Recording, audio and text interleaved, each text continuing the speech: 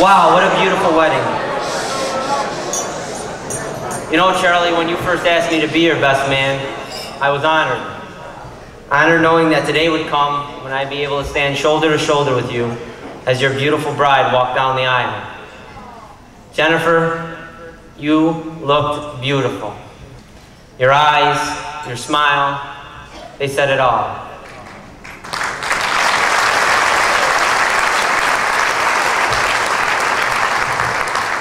And for that moment, Charlie, I thank you.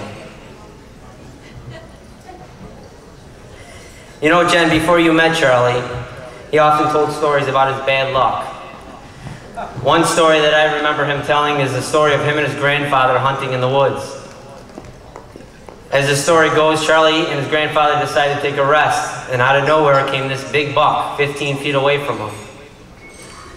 So Charlie's grandfather says, "Charlie, get the gun, get the gun." Charlie grabs his gun, he aims, he shoots. The deer just stands there. So Charlie's grandfather says, "Shoot again, shoot again." Charlie gets the gun again, he aims, he shoots. The deer just stands there. At the end of the story, Charlie says, "See, even at 11 years old, I got the worst luck." Well, Charlie, I'm here today to tell you that that's not bad luck. That's a great memory with your grandfather. And had he had been here tonight, I believe he'd tell each and every one of us that same exact story. As you all know, Jennifer, Charlie was a great wrestler. So great that he made it to the New York State Finals. Not finals, but the tournament. Where he was picked to win it all. Well, the night before the wrestling match, Charlie, Mr. Fry, Mr. Scapero decided to sleep in a motel room out in Syracuse. Well, every time Charlie tried to fall asleep, Mr. Fry started snoring.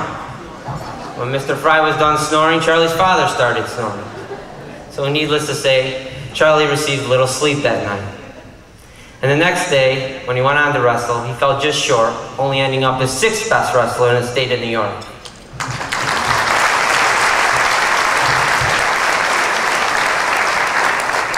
At the end of the story, Charlie says, "See, I got the worst luck." Well, Charlie, a lot of people here tonight were there that day. And we all saw your father give you a hug. And how much he loved you and how proud he was of you. You just don't realize how lucky you are to have a father to teach you as much as he did and to love you as much as he does. Jennifer, the next story happens to be my favorite. It's Charlie's 21st birthday. So I give my little buddy a call at 10 o'clock in the morning. As they often did. Never before 10, because Charlie's mom would kill me. I tell him to be ready at 5 o'clock, and he tells me he's not feeling that well. Tell him to shake it off, and he'll be better by 5. So later that day, I call him. His mother answers the phone. She says he's got 103 fever, and he's breaking out some type of rash. And they're going to rush him to the emergency room. So I tell him, "No problem, I'll meet you there." I walk in the emergency room, and there's Charlie, head between his knees, pale as a ghost. His face looks like someone shot him with buckshot. And he's shaking his head. "I got the worst luck." "Well, Charlie, I figured it out. I figured out why you got the chicken pox on your 21st birthday. Your mother loves you so much that she would do anything in this world to protect you from any amount of pain. So every time someone got the chicken pox in the town of Frankfurt or the surrounding areas, you never left the Frankfurt Gorge."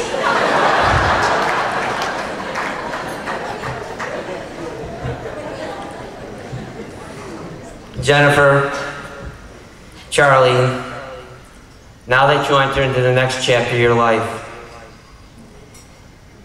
it's important that you know the hardest thing to do in life is to raise a child. And I pray to God that God blesses you with that gift someday. And it's that day that your child is born. That's the day you'll realize just how much your parents love you tonight.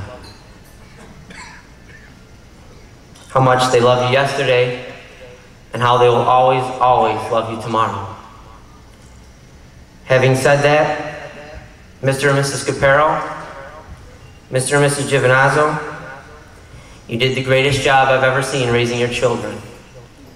You taught them words like courage, loyalty, honesty, respect, love, and my favorite, friendship. And it's no great secret that those are all the great qualities that will lead Jen and Charlie to happily ever after.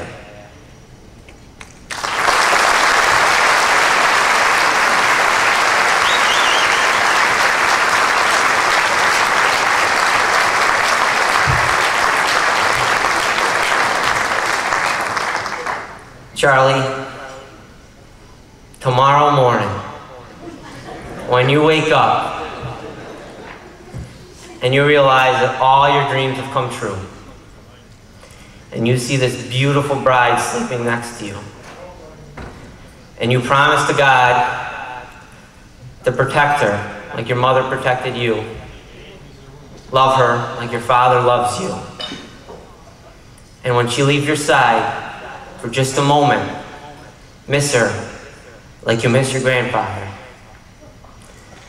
That's when you'll realize that life has nothing to do with luck, and it's because of love where you stand tonight.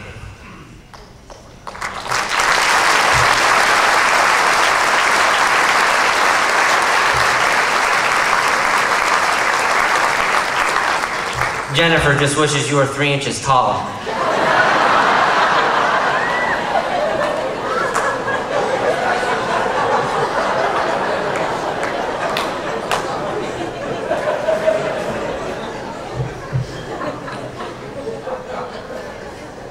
Ladies and gentlemen, please raise your glasses.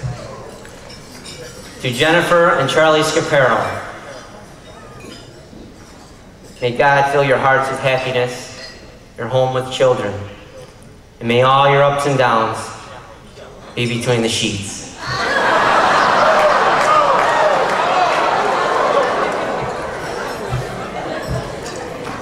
It was really easy, Carolyn.